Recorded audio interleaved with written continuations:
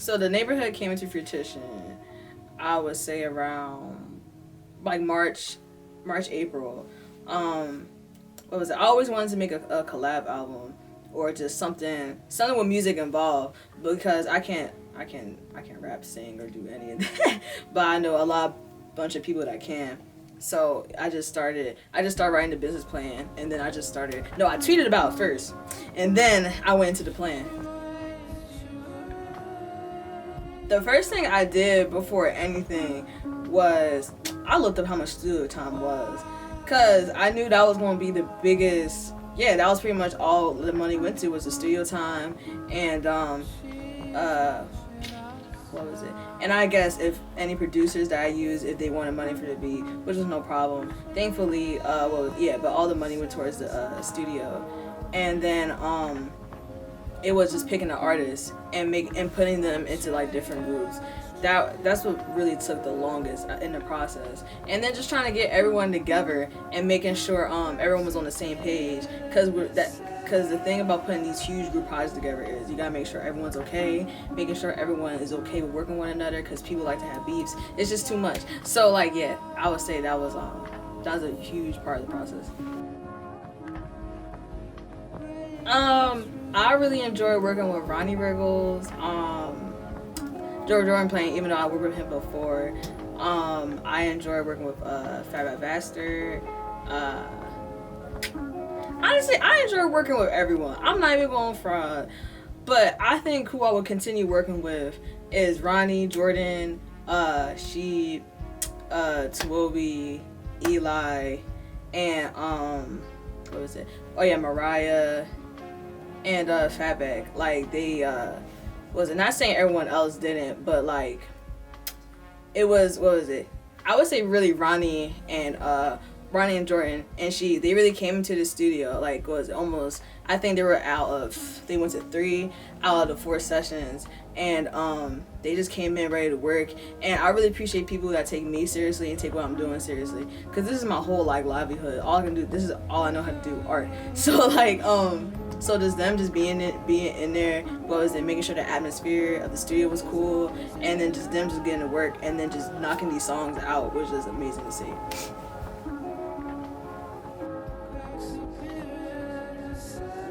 I think my favorite part was trying to figure out where the songs were gonna go. Like the track list. It was cool naming them, and it was cool trying to figure out like which is where does each song go.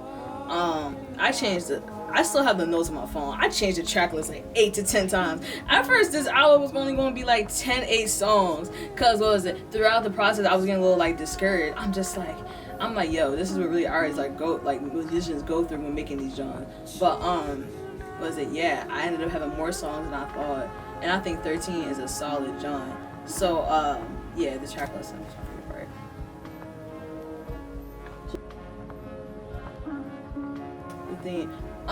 So at first, when I first wrote it down, I wanted some dark, like musty, like something like that. I don't know. I really wanted like a sad like type album. I'm not going fraud, cause that's like where I was. But like really, I wanted at the end, the more I started doing it, I was just like, I wanted a dysfunctional family, but it's still cohesive, and it's still, I wanted a song for each and every mood. Like, the first song, like, Pumps, is like a fuck nigga type song, and then like, Seasons is like, Irk starts it off with I'm different for the right reasons, which is like, I felt that. I really felt when Irk said that. Did you feel that, Derek? I did. You did? I did. Like, I was like, that's why I keep going back to it. Yeah, like, that was a good song. And then, and then you got songs like Shaq G and Diamond Street on it, where it's just like a complete like turn up genre. And then like I don't know, each member of the neighborhood was just a different mood, and I think purpose that represented me, and I think that's why it worked.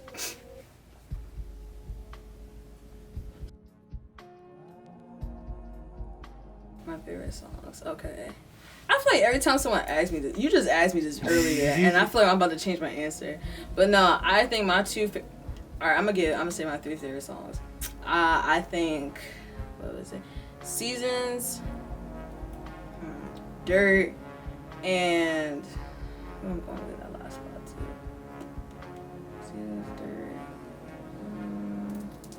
I'm gonna say Mustard Bomb. I think Mustard Bomb really gives me.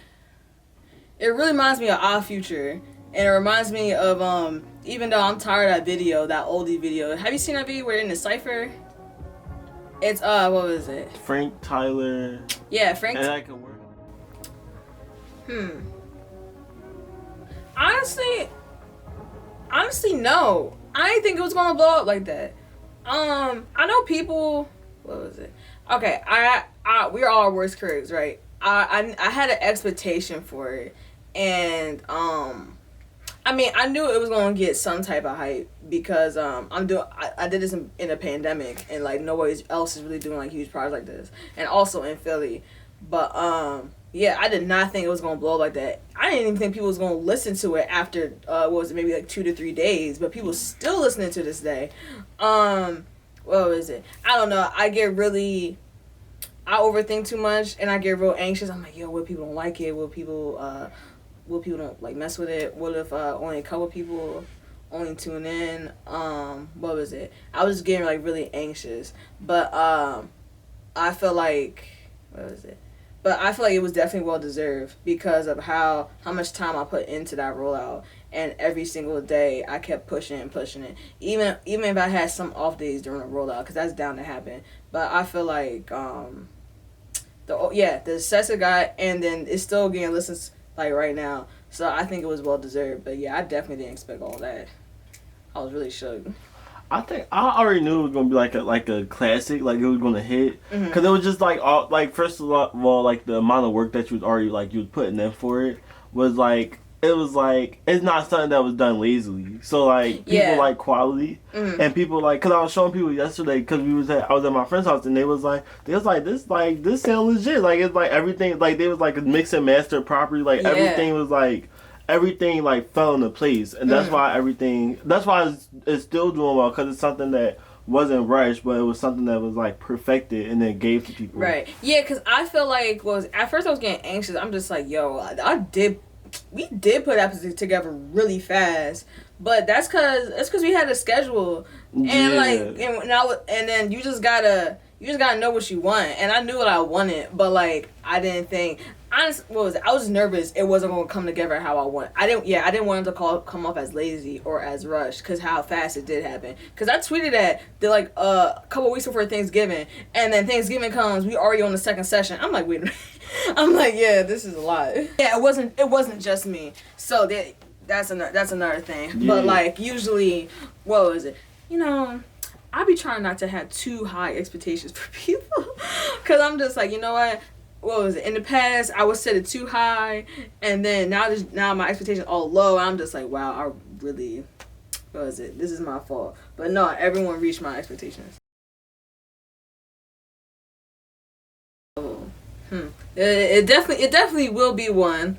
I feel like that one, what was it? It'll definitely be even more polished, and I feel like I'll take more time with that rollout and everything else. And I think that one, I'm gonna just be more picky about who I'm picking, who I want on it, and the theme. I think the theme will be more clear.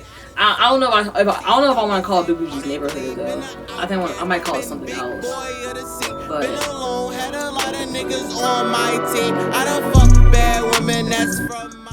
my name is Ronnie Riggles, and with that I contribute. I rapped on the album. I did a few records on that joint. Yeah, I was contributed my soul. You know what I mean? What made me come on to this project? Destiny had sent out she had a few people she wanted to work on this joint. She hit us up. And I was excited because we had already worked before on the Drop a Bag drive for the homeless in September, so it was like a bet. You know what I mean? And yeah, we got that joint done like a month. Crazy. Rollout and everything. So yeah, Destiny put that shit together for real. That's how I came for the project. For real. Did I anticipate it? I'm a optimist. I like to think I already felt like I felt like this joint was gonna be received well, regardless of what level. You know what I mean, that means like I feel like whoever felt like they wanted to tap in, I felt like they would fuck with it because it was genuine and it was all like real talented artists, and you know what I mean. Everybody tapped in. Are you excited for what's about to come next? Yeah, we got so much shit coming next. It was fun as shit. Thank you for Big Boujee'S Neighborhood, and keep listening, or I'ma find you. Or I'ma find you. You ain't gonna stop shit. You do it for the clout.